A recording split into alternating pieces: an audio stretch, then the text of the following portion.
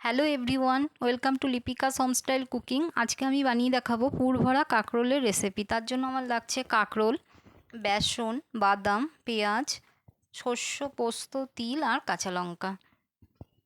আমি এখানে এই মশলাগুলো একটা মিক্সিং জার নিয়েছি। মিক্সিং জারে নিয়ে নিচ্ছি একটা স্মুথ পেস্ট বানিয়ে নেব বলে। আমি এখানে 2 চামচ শস্য নিয়েছি, 2 চামচ পোস্ত নিয়েছি, 2 চামচ ভাজা বাদাম নিয়েছি আর 2 চামচ তিল নিয়েছি। অল্প জল দিয়ে আমি একটা স্মুথ পেস্ট তৈরি করে নেব। আমি এদিকে কাঁকরোলের গাগুলো ভালো করে পরিষ্কার করে নিয়েছি খোসা ছাড়িয়ে। এখন মাঝ বরাবর কাঁকরোলগুলো সব কেটে নিচ্ছি। ভালো করে কেটে আমি ধুয়ে নিয়েছি। ধুয়ে আমি এখন একটা সসপ্যান নিয়েছি এগুলো সিদ্ধ করে নেব বলে। সসপ্যানের মধ্যে সব কাঁকরোলগুলো দিয়ে জল দিয়ে আমি সিদ্ধ বসিয়ে দিয়েছি। 1 চামচ নুন দিয়ে দিচ্ছি। নুনটা দিয়ে ভালো করে মিশিয়ে আমি একটা ঢাকনা দিয়ে 80% মতন কাঁকরোলগুলো সিদ্ধ করে নেব।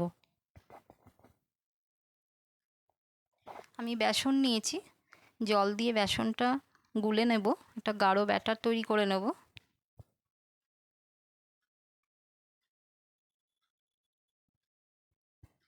ব্যাটারটা আমার রেডি হয়ে গেছে। আমি এখন একটা সাইডে ঢাকা দিয়ে রেখে দিচ্ছি। এদিকে আমার কাঁকরোলগুলো সব সিদ্ধ করা হয়ে গেছে। আমি একটা স্টিকের সাহায্যে দেখে নিলাম।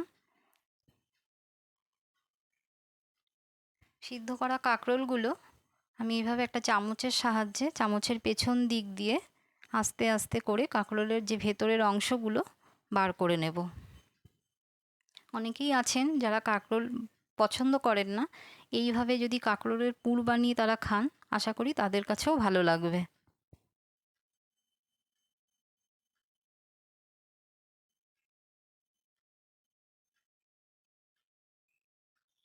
খুবই আস্তে আস্তে কাঁকরোলের ভেতরের অংশগুলো বার করে নিতে হবে। যেহেতু কাঁকরোলগুলো আমার সিদ্ধ করা, একটু বেশি চাপ দিলেই গাটা ফেটে যেতে পারে।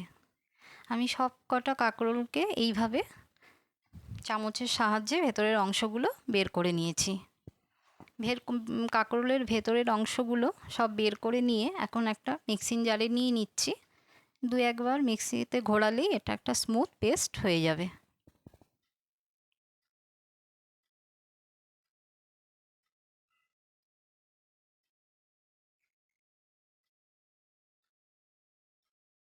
আমি গ্যাসে ফ্রাইং প্যান বসিয়ে দিয়েছি। এখানে আমি 2 চামচ সর্ষের তেল দিলাম। তেলটা গরম হলে আমি কেটে রাখা 4টে পেঁয়াজ আমি এখানে দিয়ে দিচ্ছি।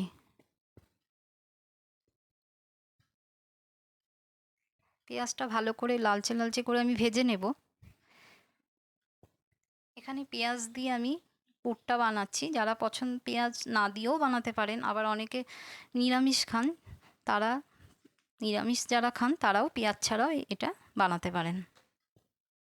আমি যে শস্য, পোস্তর, তিল, বাদামের যে বানিয়ে রেখেছি মশলাটা, সেটা আমি এখন এখানে দিয়ে দিচ্ছি।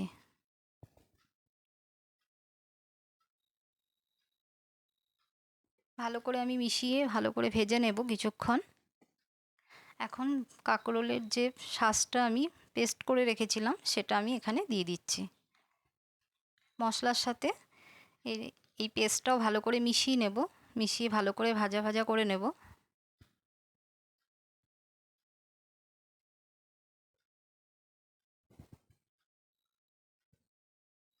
এখন দিয়ে দিচ্ছি স্বাদ মতো নুন। নুনটা দিয়ে আবারও ভালো করে মিশিয়ে নিচ্ছি।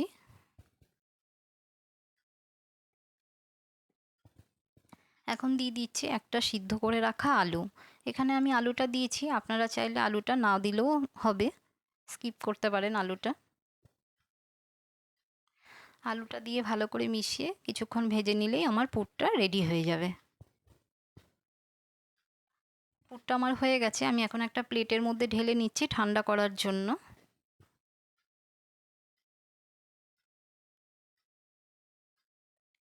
পুরটা আমার ঠান্ডা হয়ে গেছে। আমি একটা চামচের সাহায্যে এই সেদ্ধ করা কাঁকরোলের ভেতরে আমি 1 চামচ করে পুর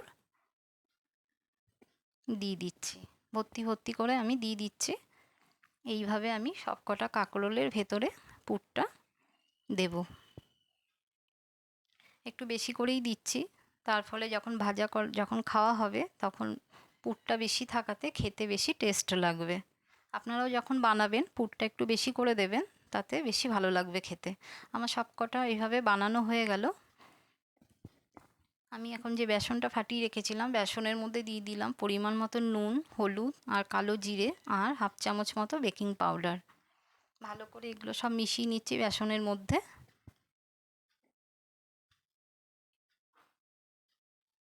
আমি কড়াইতে তেল বসিয়ে দিয়েছি। এখন আমি একটা একটা করে এই পুর ভরা কাঁকরোলগুলো বেসনের মধ্যে নিয়ে আমি তেলের মধ্যে দিয়ে দেবো।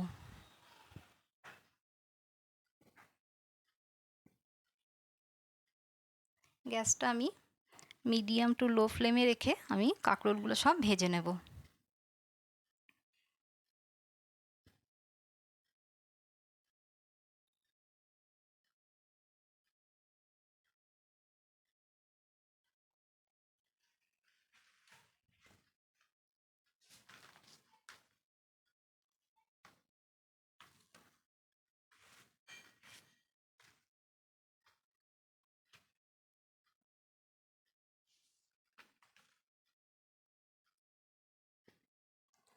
এইভাবে আমি সব কাঁকরোলগুলো বেসনে চুবিয়ে তেলে দিয়ে দিয়েছি।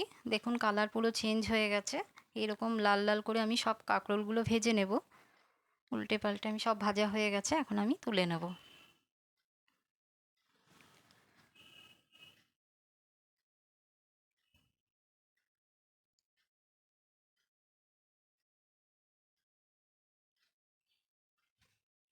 আশা করছি আজকের রেসিপি আপনাদের ভালো লেগেছে। ভালো লাগলে আমার চ্যানেলটাকে প্লিজ সাবস্ক্রাইব করবেন আর লাইক, কমেন্ট, শেয়ার করে পাশে থাকবেন।